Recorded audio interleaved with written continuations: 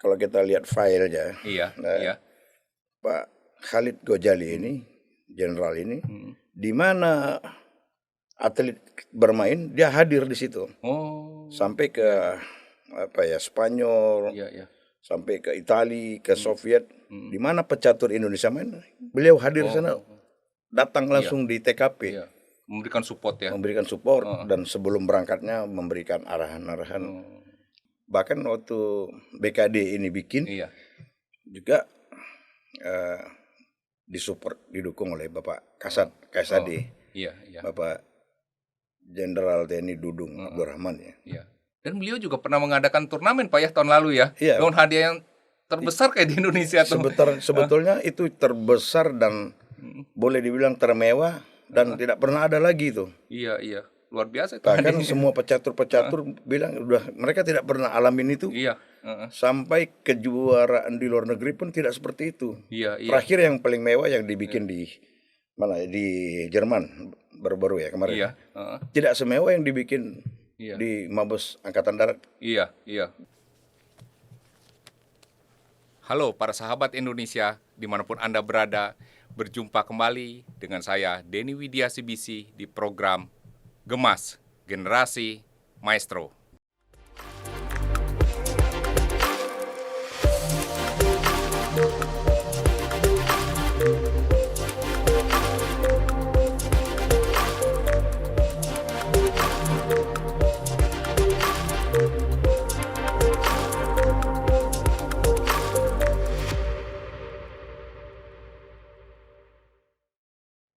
Hari ini di program Gemas saya mengundang seorang bintang tamu yang spesial, seorang jenderal, Bapak Brigjen Amrizar.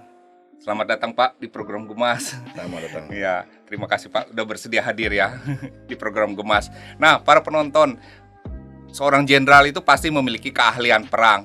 Dan salah satu filosofi catur itu berhubungan dengan perang. Nah, nanti kita akan bahas nih tentang catur dan tentang TNI, tentara. Pokoknya obrolan kita akan seru pada hari ini ya bersama Pak Amrizar, seorang jenderal TNI Angkatan Darat. Terima kasih Pak sudah bersedia hadir di program Gemar nih Pak. Iya. Ya, Bapak kan suka catur nih Pak, seorang tentara yang suka catur Pak. Sebenarnya apa sih Pak yang melatar belakangi Bapak suka catur Pak? Apakah dari kecil, dari remaja emang udah suka catur Pak? Ya, saya bukan. Iya, silakan Pak. Terima kasih Pak Denny ya. Ya, sama-sama Pak. Mengundang saya kemari. Tadi pertanyaannya apa yang latar belakang? Memang dari kecil saya dulu sudah bermain catur. Oh. Dari saya kelas 5 SD lah. Iya. Karena melihat dulu orang tua saya itu suka main catur, saya nonton lama-lama. Saya bisa masangkan caturnya. Jadi kalau orang tua saya bermain, saya yang masangin. Oh, itu dulu awalnya. Belajar dari situ ya, masang buah catur dulu ya Pak. Masang dulu buah catur dulu. Gitu. Lama-lama saya bisa bermain juga. Di kelas 6 SD saya udah bisa bermain. Iya. Gitu. Nah, kemudian berlanjut ke tuh Pak? Berlanjut ya? Ya, jadi sampai saya di SMP dulu, yang gak jago-jago amat, tapi ya, kemana-mana bawa papan catur. Jadi kalau saya bermain sama orang kalah, saya datangin terus sampai saya bisa menang baru berhenti. Gitu. Iya, luar biasa ya berarti terus mencari kemenangan jadi Pak ya terus ya. Nah sekarang kan Bapak membentuk ini klub catur nih Pak ya, klub catur Benteng Kelapa II gitu loh Pak. Nah apa sih Pak tujuan Bapak membentuk klub catur Benteng Kelapa II ini Pak? Ini para penonton seragamnya nih, seragam keren nih Benteng Catur Kelapa II nih. Saya dapat dari Pak Amrizar nih. Terima kasih Pak seragamnya nih. Keren. Ya, awalnya itu kita di Benteng Kelapa II itu kan adalah satu kecamatan ya di Tangerang. Kecamatan Kelapa II. Jadi benteng itu ya nama logo catur lah, Benteng Kelapa II. Jadi awal mulanya ya kita karena di kecamatan itu kita punya komunitas pemain hobi catur lah yang sudah veteran yang udah tua-tua gitu. main-main lama-lama kita bikin aja lah komunitas Iya. Benteng Kelapa II begitu. Kemudian pokoknya aktif bermain, Iya. sering turnamen di darat lah begitu. Iya. Banyak peserta yang dari kecamatan lain ikut masuk. Kemudian karena di tahun 2020 ya, Iya. pandemi Iya. COVID-19 Iya. itu, jadi kita udah nggak bermain darat, Iya. mainnya di online. Nah di Online situ ya. malah dia berkembang. Oh, justru karena online ini makin berkembang ya, Makin klub berkembang. ini. Karena didesain lah sama Iya. apa ya, Linces ya, Iya, program Linces, Linces itu, sehingga orang bisa bermain tanpa ketemuan di darat, Iya, bermain dengan program itu. Karena dia malah 2 tahun ini dia berkembang. Dan yang tadinya anggota kita itu hanya dia 3-4 orang, sekarang bisa berkembang sampai 500, hampir 600. Bahkan banyak banget ya. Ya, karena sering kita buat event-event Iya, di apa ya, di online begitu. iya. Nah, banyak yang ini tertarik ya. masuk, dan ternyata sekarang banyak pemain-pemain nasional yang setara tingkat dunia, Iya. seperti GM Susanto Megaranto, Iya. GM siapa, Novendra, Iya. dan banyak IM, FM lain masuk di tempat kita, Iya, karena bergabung kita ya. aktif. Gitu. Luar biasa nih Pak. Ya. Nah sekarang sebenarnya pandemi ini membawa hikmah juga ya. Iya. Jadi klub catur ini makin terkenal nih. Iya. Nah kemudian bagaimana Pak ke depannya klub catur ini? Bapak punya visi apa untuk klub catur Ya. Benteng Kelapa II ini Pak? Itu tadi yang belum saya jawab, Iya. bahwa sebetulnya awalnya tadi hanya biasa saja, Iya, begitu. iseng-iseng aja gitu ya, Iseng ngumpul. aja, ya, tempat kita berkumpul komunitas catur itu. Iya. Lama-lama dengan berkembang seperti ini, saya jadi berpikir, wah ini perlu juga kita wadahi untuk membantu lah, membantu PB Percasi untuk mengembangkan kualitas pecatur-pecatur, bahkan membangkitkan semangat pemula-pemula. Dan itu telah terjadi sekarang. Dan kita bisa melihat dari berbagai prestasi, diantaranya ada pengaruh dari kejuaraan-kejuaraan yang digelar oleh Benteng Kelapa II ini. Jadi obsesinya intinya hanya membantu saja PB Percasi, pemerintah di bidang olahraga lah, khususnya catur. Dan tempat kita ini adalah tempat berkumpulnya orang-orang pecinta catur aja, begitu aja. Jadi mewadahi lah ya Pak ya, untuk orang-orang pecinta catur, dan juga bisa membantu PB Percasi di apa yang kita bisa bantu lah buat PB perkembangan catur gitu Pak ya, melalui olahraga ini. Karena para sahabat, kalau Anda suka catur tuh sekarang turnamen catur online tuh banyak sekali, karena sejak masa pandemi ini orang tidak bisa bertemu, tidak bisa kopi darat, jadi akhirnya main catur online. Ya, Pak ya. Nah Pak, kemudian kalau orang misalnya mau ikut jadi anggota klub ini Pak, Benteng Kelapa II, bagaimana Pak caranya Pak? Ya cukup hanya ini aja, menghubungi admin BKD. BKD ya. Nanti kita taruh nomor ini Pak ya, nomor telepon admin BKD-nya ya, bisa BKD. Dikontak ya. Jadi kita wadahi sebanyak-banyaknya orang yang cinta catur, ya masuk aja di komunitas ini. Gitu. Iya. Dan bila memungkinkan kita bisa bertemu darat, kita round di darat. Darat ya. Sekali-sekali kalau kita lihat situasi tidak terlalu pandemi ya begitu, kita main. Iya. Ya tetap nanti adalah jadwal untuk bertemu kopi darat ini. Tapi yang jelas untuk pengurus BKD ini memang sebulan sekali kumpul kita kumpul sambil evaluasi klub ini, dan kita sambil ngeraun di situ. Ya luar biasa Pak. Jadi membantu inilah perkembangan catur di Indonesia dari Pak Jenderal Amrizal ini. Berbicara masalah catur Pak, kan Bapak juga seorang ini ya, tentara ya. Nah Pak, Bapak melihatnya ada nggak korelasi nih Pak antara catur dan ketentaraan nih Pak? Iya kan? Ya, sangat berhubungan sebetulnya. Jadi rata-rata prajurit itu rata-rata ya. Iya. Dia senang catur. Senang catur. Iya. Dan catur ini kan filosofi dari apa ya? Kalau kita bilang ya perang juga kan ya. Ya, zaman dahulu itu kan pernah saya baca tuh ya, Napoleon itu perang itu dia menggunakan simulasi catur ini. Oh, gitu ya, Pak. Jadi bagaimana kavaleri itu kuda, bagaimana seorang benteng pertahanan, benteng pertahanan, bagaimana seorang perdana menteri bisa melindungi rajanya, bagaimana pion yang tidak kenal mundur, maju terus. Iya. Dan di situ semua adalah kerjasama dalam satu peperangan. Itu sebenarnya sebuah simulasi aja zaman dahulu.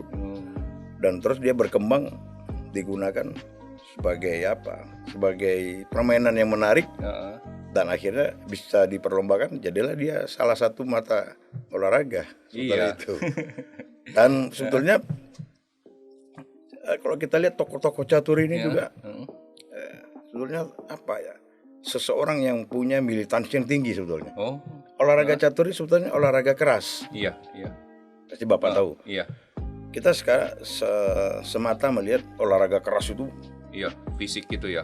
Bela diri. Tapi sesungguhnya catur ini satu olahraga yang keras karena dia menyimpan satu pemikiran yang untuk bagaimana menjatuhkan lawan, bagaimana strategi dia untuk membunuh. Karena main catur ini kan endingnya skakmat. Jadi dia naluri membunuhnya, naluri menyerangnya ya. Dan filosofi bertempur pun ada di situ.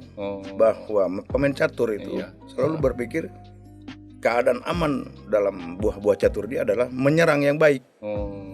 Jadi bukan mengandalkan sistem pertahanan. Begitu juga kalau kita perang itu. Jadi kalau kita mau damai siap untuk berperang. Kira-kira begitu. Itulah ya korelasinya ya antara seorang tentara dan catur Pak ya. Nah Pak di catur ini kan ada beberapa juga ya tentara yang berkiprah ya Pak ya di kepengurusan catur gitu loh Pak. Ya. Ada. Kebetulan saya memang hobi catur, bukan sekedar hobi bermain ya, tapi saya tidak begitu jago lah. Saya tidak master juga. Tidak mendalami dalam, tapi hobi iyalah ya. Dan saya mempelajarinya. Mempelajari catur ya. Sampai saya mempelajari keterkaitan anggota militer, prajurit dalam organisasi catur ini. Dulu saya pernah baca bukunya itu, sejarahnya di Percasi. Tahun 84 kepengurusan PB Percasi ini pernah dipimpin oleh seorang jenderal juga, bintang 2, Pak Khalid Ghazali itu. Pak Khalid Mayor Jenderal Khalid Ghazali. Dan bahkan sejarah perkembangan catur Indonesia the top suksesnya di situ di tahun 84 itu. Karena apa tuh Pak suksesnya? Ya pastinya ya kepemimpinan dan bagaimana manajemennya pada saat itu yang begitu menarik, sehingga kalau nggak salah di tahun 84 itu saya baca bukunya itu menghasilkan 2 Grandmaster. Kesuksesan PB Percasi kan ukurannya seberapa banyak Grandmaster yang dihasilkan, master yang dihasilkan, baik Grandmaster, International Master, FIDE Master. Nah itu puncak-puncak keberhasilan PB Percasi di situ. Sejak itu sampai sekarang agak menurun ya kalau kita bilang, tidak sehebat itu. Bahkan dulu kita tembus juara 80 dunia itu untuk wanita. Sekarang mungkin mencapai 200 saja nggak dapat. Kalau kita lihat prestasi sekarang ini sulit untuk mengembalikan itu. Jadi figur pemimpin itu penting ya Pak ya? Tahu nggak kenapa? Karena dulu kalau kita lihat filenya, Pak Khalid Ghazali ini, jenderal ini, di mana atlet bermain dia hadir di situ. Oh. Sampai ke Spanyol, sampai ke Italia, ke Soviet, di mana pecatur Indonesia main, beliau hadir di sana, datang langsung di TKP, memberikan support ya. Memberikan support dan sebelum berangkatnya memberikan arahan-arahan. Tapi mungkin itu semua sangat tergantung dengan pembiayaan juga mungkin. Mungkin pada waktu itu pembiayaan itu cukup memadai ya. Kira-kira begitu. Nah kalau sekarang Pak, ada lagi nggak Pak yang jenderal yang jadi ini nih di Percasi nih? Ya ada, tapi ya kebetulan teman beliau tuh. Mayor Jenderal TNI Purnawirawan Julius Selpanus ya. Oh iya. Beliau tidak hobi di online. Beliau langsung main darat. Oh nggak suka main online ya? Ya jadi beliau menggelar turnamen-turnamen besar. Bahkan mungkin belum pernah dilakukan juga. Yang sebesar beliau lakukan baru-baru Mawar Mawar 11 ya. Mawar 11 Cup ya. Itu sampai ribuan pecatur datang dari pelosok Sabang sampai Merauke itu. Dan beliau memfasilitasinya. Nah, tapi sebelumnya itu memang agak sepi karena pandemi. Beliau tidak mau memanfaatkan online ini, maunya darat terus. Bahkan waktu BKD ini bikin juga disupport, didukung oleh Bapak Kasade, Bapak Jenderal TNI Dudung Abdurrahman ya. Dan beliau juga pernah mengadakan turnamen Pak ya tahun lalu ya. Dengan hadiah yang terbesar kayak di Indonesia tuh. Sebetulnya itu terbesar dan boleh dibilang termewah dan tidak pernah ada lagi itu. Iya. Luar biasa. Bahkan semua pecatur-pecatur bilang mereka tidak pernah alamin itu. Sampai kejuaraan di luar negeri pun tidak seperti itu. Terakhir yang paling mewah yang dibikin di Jerman baru-baru ya kemarin. Tidak semewah yang dibikin di Mabes Angkatan Darat. Berapa 8 bulan lalu ya? Gitu ya. Bulan November itu ya. Seperti itu. Karena beliau juga memang saya bilang tadi.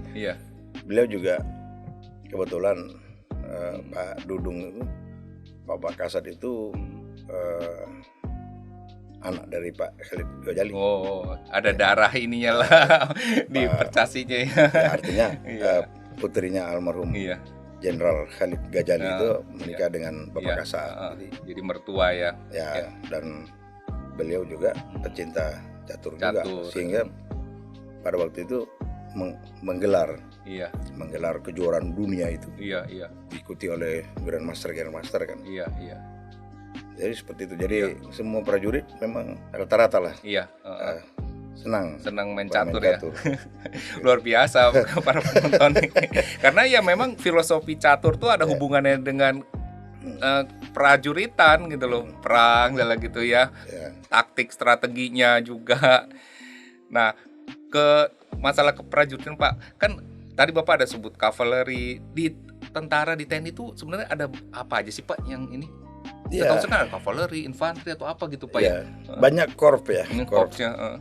Ada infanteri, pasukan pejalan kaki, dan dia dibantu oleh itu tadi satuan-satuan kavaleri, satuan-satuan artileri, satuan-satuan jeni. Bahkan tugasnya apa aja tuh Pak? Tugas-tugas itu dari infanteri, kavaleri. Infanteri itu kan dia pasukan pejalan kaki tadi yang merebut sasaran. Dia harus dibantu oleh korps lainnya. Salah satunya artileri misalnya, dibantu oleh tembakan senjata jarak jauh, lengkung, kemudian dibantu oleh korps jeni. Jeni itu kalau di catur itu lambangnya benteng itulah. Oh, justru pernah lihat korps jeni tentara ada benteng itu kan? Itu sebetulnya itu. Kalau di catur sebagai benteng tuh ya. Artinya apa? Dia jeni itu membantu infanteri dalam penyelesaian tugasnya, mengatasi ranjau, membuat perkubuan-perkubuan, bentengnya itu tadi, benteng-benteng. Kemudian ada kuda, itu sebetulnya kavaleri. Kalau dalam kuda itu kavaleri ya. Dalam militer itu. Sampai sekarang ada ya. Kavaleri kuda itu ada di Parompong tuh di Jawa Barat. Walaupun udah ada tank masih pakai kuda ya Pak ya. Ya, artinya pada medan-medan tertentu yang tank tidak bisa masuk, ya Iya. kuda itu masuk. Oh, gitu. Wah, seru Ya kira-kira juga nih. begitu. Iya, iya. Iya, iya. Nah, kalau Pak Amrizar sendiri sekarang berdinas di mana, Pak? Ya saya di Secapa Angkatan Darat itu Iya. apa ya, institusi militer yang Mm, tugasnya mendidik bintara-bintara Angkatan Darat mm. untuk menjadi perwira, Oh, berpindah golongan Iya, kira-kira iya. begitu. oh di Secapa tuh Di yang Secapa dari Angkatan di Bandung. bintara menjadi perwira gitu, Pak. Ya. Ya? Mereka menempuh pendidikan dulu. Menempuh pendidikan Berapa lama tuh, Pak? 5 bulan. Oh, Jadi 5 bintara yang terpilih Heeh. seluruh Indonesia diseleksi Hmm, seberapa banyak, misalnya ada 600, Iya. 700 sampai 1000 ya. iya. Nah, itulah yang kita didik untuk menjadi perwira. Pangkat Oh. Letnan 2. Oh, Gitu. gitu. Nah, itu bintara yang udah berpangkat apa, Pak? Bintara tuh kan kalau nggak salah sersan gitu ya, Pak ya? Ya, Sersan 2 sampai dengan pembantu Letnan 1. Oh, Peltu. oh, Tapi ada persyaratan. iya. Kalau sekarang persyaratannya harus sersan kepala ya, Oh, harus sersan kepala minimal. minimal. Iya. Nah, mereka harus mengajukan diri atau langsung dipilih dari Mabes atau apa, Pak? Ya, awalnya dia terdata ya dari satuan-satuannya, dia tidak mengajukan pun, tapi dia karena sistem rekrutmen ini kan jelas terdata Iya. di satuan-satuannya, dia dipanggil untuk ikut seleksi. Oh, Seleksinya itu di tingkat daerah dulu, iya. karena begitu banyaknya, Iya. sehingga di daerah itu dia sudah diseleksi dulu. Mm. Nah, lulus di tingkat daerah baru dia masuk di tingkat pusat. Oh, Di tingkat pusat nanti yang terpilih sesuai persyaratannya ya gitu. Nah, itulah yang digodok menjadi perwira. oh. Nah, kalau Secapa itu khusus TNI Angkatan Darat atau Ya. khusus Angkatan Darat? Angkatan gitu? Darat. Oh, masing-masing matra tuh punya juga ya, Pak ya gitu ya? Masing-masing matra ada. Laut dia punya Secapa Angkatan Laut juga. Oh, gitu. Angkatan Udara punya. Iya, iya. Ya. Nah, Polisi juga punya. Punya, Di ya. Sektupa itu di apa? Sukabumi ya. oh, Sukabumi, ya, ya. Nah, Pak, ketika Bapak kan terjun menjadi tentara nih, yang dulu suka catur, Pak. Apa sih, Pak, yang motivasi Bapak untuk jadi tentara, Pak? Ya, Apakah cita-cita dari kecil, Pak? ya pertama melihat orang tua juga kan. Oh, iya. Orang tua kan Orang tua tentara juga ya, Pak? tentara juga. Oh, Dulu iya. polisi militer lah. Oh, Militer. iya. Kemudian di lingkungan Mm, saya tinggal itu iya. di lingkungan banyak polisi, Iya. tentara, dulu dekat komplek polisi lah di Iya. Medan ya, Oh, Sumatera Utara. Heeh. Terus ya banyak juga suka membaca-baca buku-buku yang ada senjata-senjata ini lah, Oh, kayak tank, iya. peluru-peluru besar. Mm. Jadi saya akhirnya coba-coba masuk tentara lah zaman itu gitu. Oh, iya. Alhamdulillah terpilih. Terpilih. Nah, kalau kan tentara tadi, kalau di Secapa itu, Pak, ada orang yang dari bintara masuk ke perwira. Perwira, ya. Nah, ada juga kan yang langsung bisa jadi perwira gitu ya. Apa sih Bisa. yang membedakannya sih, Pak? Mungkin banyak penonton yang nggak tahu juga nih kenapa kok ada yang langsung jadi perwira, apa lewat bintara dulu Ya. gitu loh. Ya, ada yang dari sipil ya. seperti Iya, yang saya dari kan, sipil, dari SMA. Heeh. Untuk menjadi perwira itu melalui apa namanya itu, seleksi calon taruna Kabri ya. Dulu namanya Kabri, calon taruna Akademi Militer. Sekarang Yang di Magelang bukan, Pak? Magelang. Ya. Magelang ya. Hmm. Ada juga yang setelah dia sarjana baru menjadi perwira, itu menjadi dari jalur apa, PK ya. Oh, Capa PK, iya. calon perwira, PK, perwira karir ya. Berdua karir ya. Jadi dia sudah sarjana dulu, Iya, nanti bisa jadi dokter angkatan darat, iya. dokter angkatan laut, sarjana hukum di Iya. mungkin di polisi, Iya. mungkin di udara. Kalau saya langsung dari SMA, lulusan SMA di iya. Heeh. Medan ya, SMA Iya. 1 Medan Heeh. tahun 85. Saya langsung tes, alhamdulillah langsung masuk. Oh. 3 tahun dilantik langsung perwira Oh. di usia waktu itu 20 tahun lah. Oh, 20 tahun ya. Udah jadi perwira ya. Ya, 21 tahun lah. Iya, perwira. iya. Apa perwira yang paling pertama kali apa Pak? Letnan 2 gitu ya? Letnan 2. Wah, luar biasa. 20 tahun udah jadi perwira ya. Terus gimana Pak? 21 tahun. 21 tahun ya. Perjalanan karirnya menjadi tentara kan, setahu saya kan selalu berdinas pindah-pindah tempat tuh Pak ya. Ya. Ya, kalau saya udah dinas di mana-mana ya, di udah seluruh pertamanya Indonesia di Sulawesi Utara itu, di Manado 10 Iya. tahun. 10 tahun. Kemudian habis sekolah itu saya pindah ke Padang. 3 tahun. Iya, iya. Habis itu sekolah lagi pindah ke Papua, ke Jayapura Iya, ya. iya. Sebagai perwira perwira operasi Kodam ya. Paman Op itu ya. Iya. Kemudian habis itu sekolah saya pindah lagi baru ke Jakarta, di Danyun di Tangerang. Iya. Di 203, setelah itu Iya. Dandimnya saya di Pulau Buru. Di Pulau Buru. Namlea. Nah, itu. Di itu ya, Ambon sana ya, Ambon, Maluku ya. ya, Maluku. Di Ambon, Maluku. Kemudian jadi Wadan Rindam di situ di Ambon. Habis itu saya pindah ke Aceh, dari Ambon itu ke Aceh. Dari Kodam. Kodam Dari Kodam Aceh sebagai apa ya? Kepala Bintal namanya dulu. Iya. Kabintal, Dam. Iya. Ya kalau orang sipil bilang tukang baca doa lah kira-kira. Iya, iya. Jadi dari Aceh itu baru saya pindah ke Bandung. Ya. Di Secapai yang tempat saya sekarang ini. Iya. Saya direktur pendidikan di situ. Iya. Nah, setelah itu baru saya sekolah lagi. Iya. Baru saya di Kodiklat TNI ya, jadi perwira latihan lah di situ. Iya, iya. Baru saya ke Kasuari, Kodam Manokwari itu. Iya. Dari situ pindah lagi balik ke Jakarta. Alhamdulillah dikasih kepercayaan oleh Bapak Kasat jadi jenderal bintang 1 ya. Iya. Di staf ahli Kasat. Kemudian baru saya ke sini tempat saya sekarang. Iya, di Secapa. Tapi Pak Denny ya. Iya. Di mana saya tempat tugas itu, pasti saya datangi komunitas catur itu. Wah, luar biasa. Berarti sekarang nih ya komunitas catur-catur yang di Papua, Ya. di Manokwari, semua Aceh, Ya, dikenali ini Bapak ya. kenal. Apalagi di Pulau Buru itu. Pulau Buru ya. Pulau Buru itu yang katanya orang tempat pembuangan dulu ya. Pembuangan apa gitu ya. Iya. Itu saya masuk situ. Iya. Percasi di situ. Iya.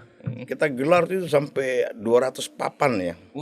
200 papan itu berarti 400 pemain. Iya, 400 pemain. Itu. Sempat Pak Utut waktu itu mau datang buka karena persyaratan Pak Utut Iya, iya. untuk datang membuka itu 100 papan. Tapi karena ini udah lebih nih. Ini lebih. Karena ada sesuatu. Iya. Ini beliau nggak jadi hadir. Wah. Dulu itu. Tapi ketemu lagi beliau. Iya. Waktu kejuaraannya Kasat Internasional. Iya, iya. Ketemu sama beliau hadir. Oh iya. Kasat. Luar biasa. Maka itulah kecintaan Bapak dengan catur nih Iya. ya. Jadi, pokoknya di mana bertugas pasti itu. Pasti berkomunikasi dengan komunitas catur Ya. Pasti saya datangi kantor-kantor percasinya itu. Iya, luar biasa. Pak, dari pengalaman yang banyak itu Pak, Ya. ada nggak peristiwa-peristiwa yang menarik yang mungkin Bapak akan ingat terus tuh Pak selama tugas-tugas ya? Tentang tugas militer, militer tugas militer yang menarik, yang berkesan banget bagi Bapak gitu loh Pak. Ya, banyak sekali lah. Iya. Tapi ya terutama pada saat-saat berada di daerah operasi lah ya pasti ya.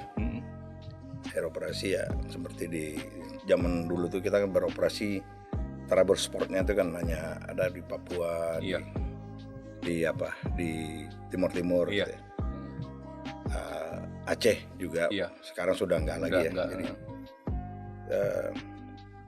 ya saat-saat berada di tempat begitu kita dengan anggota tuh ya. Iya. Zaman itu kan masih bujangan semua itu sama anggota juga bujangan ya. Jadi kita sudah apa istilahnya, kita bukan berani mati tapi kita nggak tahu kalau itu bahaya sebetulnya. Iya. Jadi kita kejar mengajar dengan apa ya, kalau sebutannya dulu itu gerombolan namanya, gerombolan pengacau keamanan, GPK dulu. GPK ya. Sekarang namanya apa? KSB ya. Iya. Kelompok KKB ya. KKB ya Kelompok kriminal bersenjata. Senjata. Nah, dulu kita bergumul-gumul dengan itu saja itu.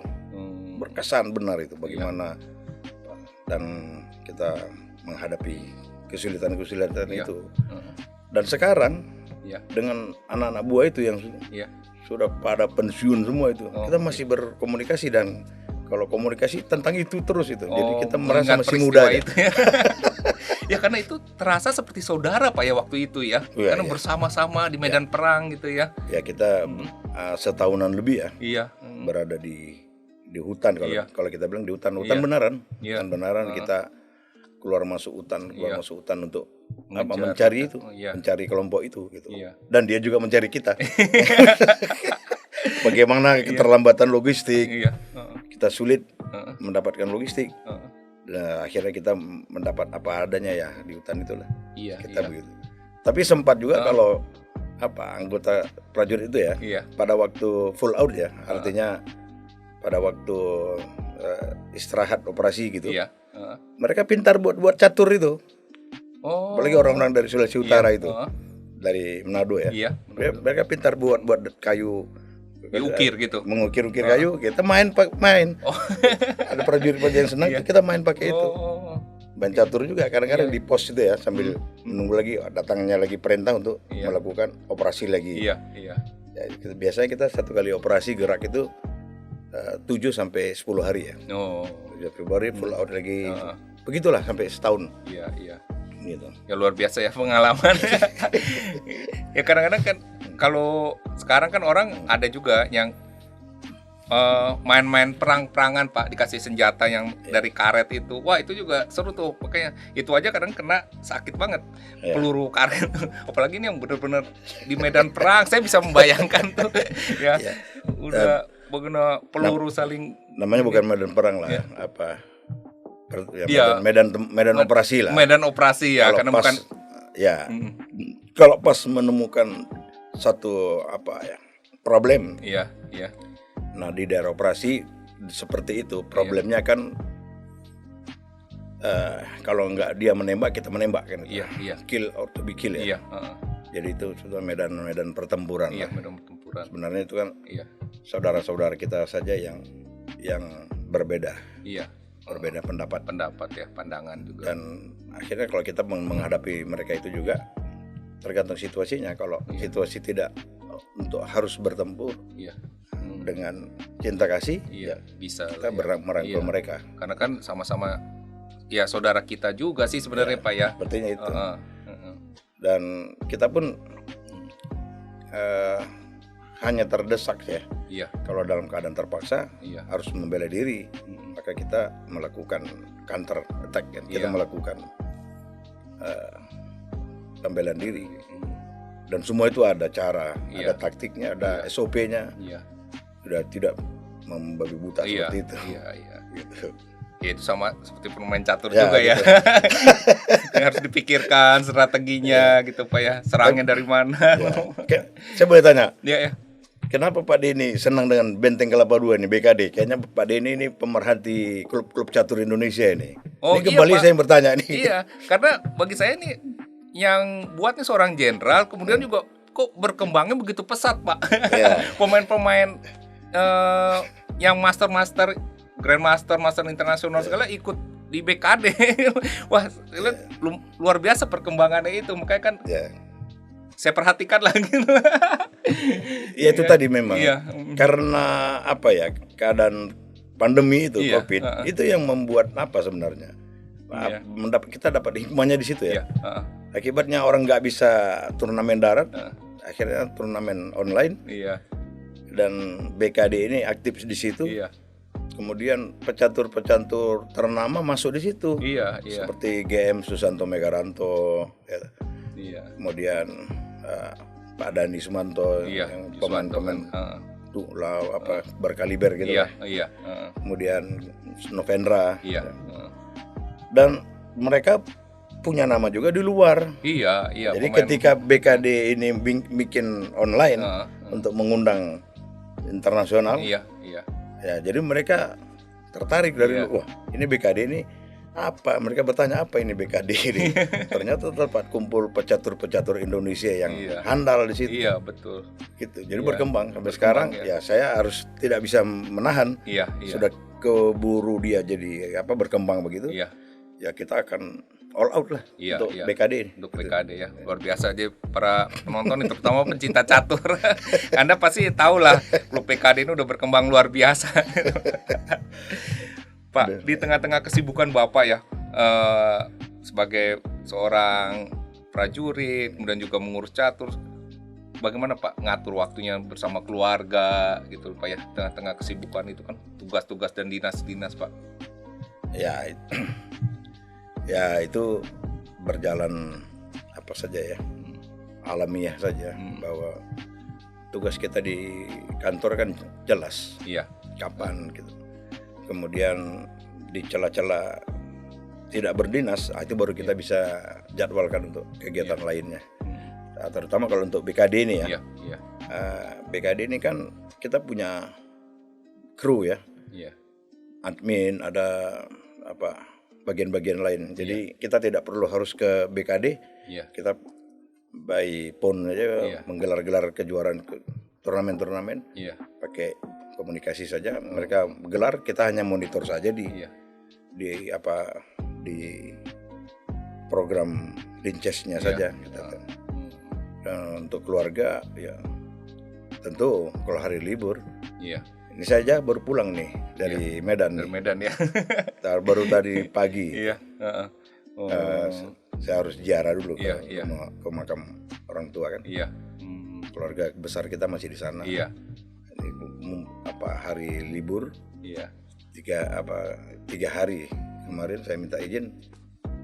Saya bagi waktu sampai begitu. Karena nanti kalau sudah hari Senin masuk lagi, sudah padat lagi kegiatan. Sekarang karena berdinas juga di Bandung sih Pak ya. Di Bandung. Iya. Pak, kalau sekarang nih Pak, kalau ada anak muda yang dia punya mimpi untuk jadi tentara, kan banyak anak muda yang bangga lah ketika mereka bisa jadi tentara gitu ya. Bagaimana sih Pak caranya? Bapak bisa kasih tips atau pesan? Bagaimana kalau seorang anak muda, dia kan sekarang mungkin masih SMA, nanti dia mau jadi tentara nih. Nah, jalur apa yang harus dia tempuh? Terus bagaimana caranya Pak? Ya gimana ya, kalau masuk perguruan tinggi, masuk menjadi CPNS itu ada bimbingannya ya. Iya. Bimbel. Kalau untuk masuk militer tuh sebetulnya mirip-mirip seperti itu. Iya. Bimbingan pelatihan ya. Iya. Dia memang harus pergi ke tempat-tempat di mana ada instansi militer yang menyiapkan begitu. Dia berlatih di situ. Terutama kalau dia harus latih jasmani ya, jasmani, kemudian fisiknya ya. Fisik dia. Nah, itu nggak bisa simsalabim. Artinya dia mau tes, mendadak dia mau tes bulan depan. Latihan baru sekarang nggak mungkin masuk, nggak mungkin. Dan dia harus menghilangkan image bahwa masuk militer itu harus pakai ini, harus pakai itu, koneksi ini, koneksi itu jangan percaya, nggak akan ada orang di dalam itu yang bisa berbuat seperti itu. Jadi benar-benar harus dari dirinya sendiri kan. Saya seperti dulu ya, saya akui juga, kami dulu dari masuk akabri lah, yang kata orang begitu susahnya, bahkan ada image harus ada koneksi ini. Dan orang tua saya kan udah nggak ada waktu itu, waktu saya tes itu ya. Kita memang betul-betul nggak ada cantolan apa-apa. Bahkan teman-teman yang berangkat itu pun orang-orang yang susah juga itu. Yang berangkat kita bisa sampai dari 803 orang dikirim 45 orang. Dari 45 tinggal 18. 18 itu 10 darat, 3 laut, 3 polisi, 2 udara. Nah, itu yang kita. Dan semua tidak ada anak orang-orang hebat di situ. Dari 18 itu tidak ada anak jenderal, tidak ada anak kolonel. Bahkan kita rata-rata itu bahkan teman-teman ya, bapaknya petani, ada yang guru, hanya guru aja, dan mereka sukses juga seperti gitu. Jadi sekarang ini nggak usah, anak-anak muda ini sekarang nggak usah takut, latih aja diri, siapkan diri, fisiknya belajar. Ya terutama ya. Fisik terutama, berenang lah, berenang jangan sampai Iya. nggak bisa berenang. Iya, harus tuh Pak ya. Harus, wajib. Keharusan ya. Jadi para penonton nih kalau mau jadi tentara, Anda harus bisa berenang Berenang. nih. Karena Iya. itu bagian dari penilaian. Iya. Kemudian psikologi, Mm-mm. kemudian dia siapkan apa ya, kesehatannya dulu. Jadi Iya. kiatnya begini, Mm-mm. dia pergi dulu ke kantor-kantor kesehatan militer yang ada. Oh, ya di Dia daerah tes masing-masing dulu ya. ya, dia tes, Mm-mm. konsul dulu apa yang salah. Mm-mm. Mm-mm. Mungkin ada penyakit di dalam atau apa, varises atau apa. Minta nasihat petugas di situ, nanti dia akan sampaikan. Oh, Kamu kalau untuk tes ini nggak lulus, kamu harus rapikan ini dulu. iya. Kamu tensimu tinggi, harus turunkan dulu. Nah, seperti begitu. Oh, iya. Lah, bagaimana jasmani juga begitu. Iya, iya. Kemudian akademis, belajar seperti iya. ini. Iya. Nanti Nah, ada tesnya Pak ya? Ada. Heeh. Yang tidak boleh dia di bimbel itu psikologi. No. Itu makanya saya bilang tadi, Heeh. ya mirip-mirip bimbel yang Iya. di CPNS, Iya. di perkuliahan itu. Iya. Tapi tidak sama karena Iya. di masuk militer itu gak ada bimbel tersendiri dia. Nanti kalau psikologi harus isi begini, nggak mungkin itu. Iya, iya. Psikologi itu ya keadaan Iya. asli Asli orangnya orang tersebut itu ya. seperti apa. Iya. gitu. Nah, kemudian Pak, kan ketika mau masuk tentara kan ada banyak pilihan tuh Pak ya. Iya. Ada masuk langsung perwira, apakah bintara, terus tamtama ya kalau nggak salah ya Pak ya. Iya. Nah, itu apa sih membedakan Pak? Maksudnya apakah karena lulusan SMA, lulusan SMP atau apa Pak yang membedakan orang masuk tamtama, bintara dan langsung jadi perwira tuh Pak? Ya, kalau dulu ya memang seperti itu ya. Nah, kalau sekarang gimana Pak? Sekarang masuk tamtama pun SMA, Oh, harus SMA. SMA, Oh, bintara juga. heeh. Nah, yang membedakan itu ya tergantung pilihan orang itu masing-masing ya. Iya. Karena dia mungkin merasa wah kalau saya masuk akabri ini sulit. Karena memang ada semacam apa itu tuntutan untuk persyaratan masuk akabri sekarang ini nilai ijazah itu harus berapa, Oh, seperti itu ya. Iya, iya. Nah, mungkin mereka nggak mencapai itu, Oh. ya sudahlah nilai saya ini cukup masuk bintara saja. Oh, gitu. Gitu. Ya, jadi salah satu syaratnya hasil nilai Ya, di sekolahnya di itu sekolah ya. itu. Penting, makanya Anda harus dapat nilai bagus kalau Jadi masuk kalau dia jadi mau masuk- perwira ya. Ya, masuk akmil itu, Akmil. akabri, laut, udara, polisi apa. Iya. Di kelas 1 SMA-nya sampai kelas 3 itu nilai itu tidak boleh, atau ya sekarang di bawah 75 atau di bawah. Oh, Ya, jadi iya. usahakan tidak ada, nggak boleh di bawah 7,5 itu. Iya. Enggak. Saya mungkin lupa ya. Iya, iya. Heeh. Tapi saya pikir seperti gitulah. Iya, sudah. Heeh. Tapi rata-rata kalau yang mau masuk itu, kalau saya pernah lihat mereka itu nggak ada yang di bawah 8. Oh, dan Nilai dia 8 semua dia, ya. di ijazah dia pun 8,1, 8,2. Rata-rata itu. Iya, karena kecerdasan intelektual juga dari situ Iya, Pak ya. itu. Heeh. Jadi para penonton, anak-anak muda nih sekarang yang Anda mau masuk jadi tentara dan masuk langsung mau jadi di akademi militer langsung jadi perwira, ya nilai Anda juga harus bagus selain fisik ya. Jadi benar-benar kalau masuk tentara ini selain fisik bagus, Ya, otak juga bagus nih Pak ya. ya, terutama yang masuk perwira itu ya. Yang perwira, terutama yang perwira nih Perwira, ya. masuk akademi militer Iya. ya dengan SEPA PK itu, Iya. Milwa SEPA PK. Iya. Kalau itu sudah pasti orang pintar karena dia sudah sarjana. Iya, dia udah sarjana, dia masuk jadi militer gitu Militer, ya. ya. Iya. Apakah dia dokter, Iya. sarjana hukum, gitu, Oh. insinyur teknik apa Iya. masuk. Nah, kalau sekolahnya sendiri Pak, kalau jadi seorang perwira Pak, berapa lama sih Pak? Untuk akabri. Iya, akabri. Akademi militer itu 4 tahun. 4 tahun. 4 tahun baru jadi letnan. Iya. Waktu zaman saya dulu 3 tahun ya. Oh, 3 tahun. Sekarang 4 tahun ya Pak ya? Sekarang 4 tahun ini Iya. sekarang. Dulu 3 tahun saya letnan. Iya. Kemudian nggak langsung kerja, tugas. Iya. Di apa lagi? Pendidikan kecabangan lagi ya. Karena Iya. saya korpsnya infanteri, kecabangan infanteri, saya belajar infanteri lagi, Oh. keinfanterian. Iya, iya. Lebih kurang hampir setahun lah, 9 bulan gitu. Iya. Baru saya bertugas. Hmm. Tapi letnan 2 dulu. Iya. Kalau sekarang tidak. Sekarang dia ngambil korpsnya tadi itu Oh. sudah sempurna semua dengan baru kecabangan, lulus.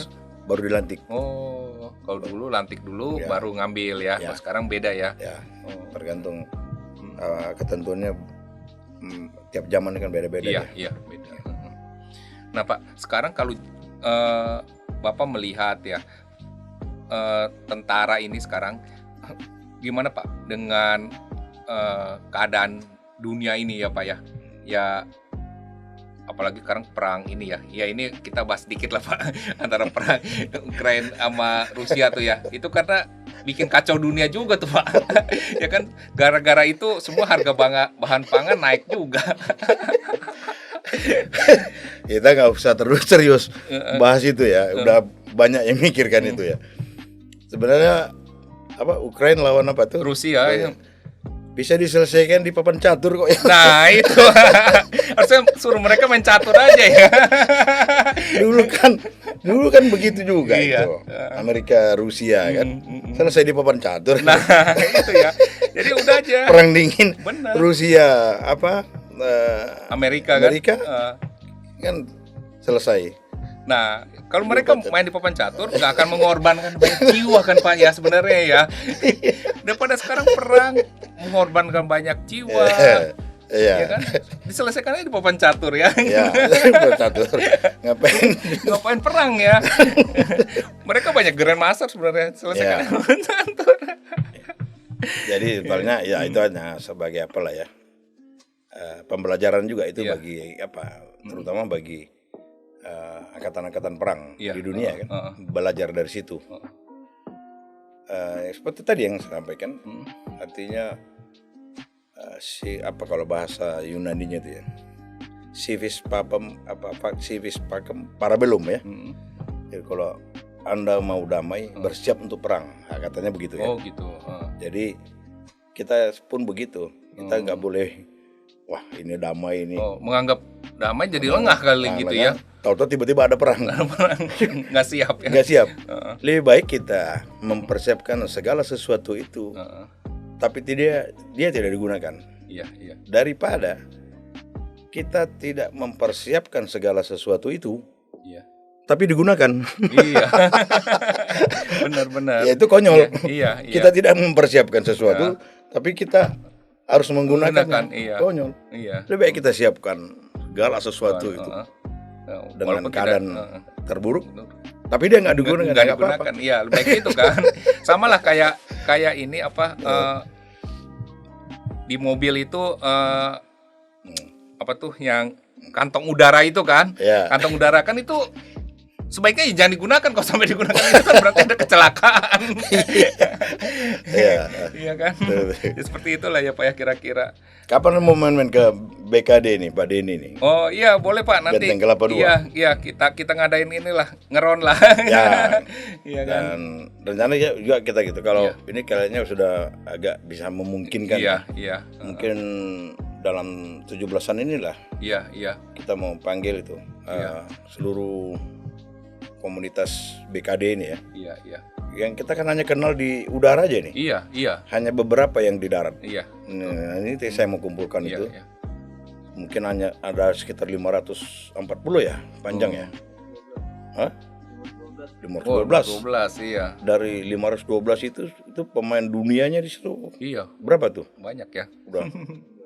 Wah, itu Iya. ya kita mau kumpul dulu. Iya. Kita kasih jaket begini lah nih. Wah, luar biasa.